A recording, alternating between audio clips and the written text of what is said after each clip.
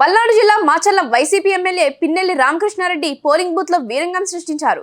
పాల్వాయి గేట్లోని ఓ polling కేంద్రంలో ఈవీఎంలను ధ్వంసం చేశారు. దానికి సంబంధించిన సీసీ ఫుటేజ్ ఆలస్యంగా బయటకు వచ్చింది. దీంతో ఆయనపై చర్యలు తీసుకోవాలని విపక్షాలు డిమాండ్ చేస్తున్నాయి.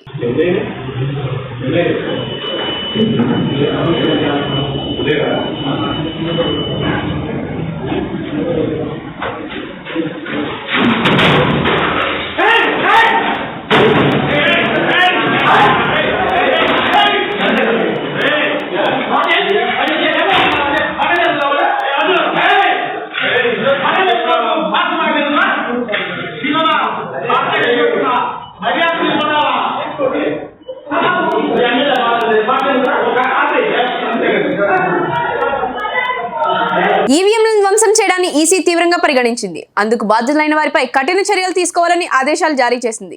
మాచర్ల అసెంబ్లీ నియోజకవర్గంలో పిఎస్ నెంబర్ 202తో పాటు 7 పోలింగ్ కేంద్రాల్లో ఈవీఎంలను ధ్వంసం చేసినట్లు ఎలక్షన్ కమిషన్ గుర్తించింది.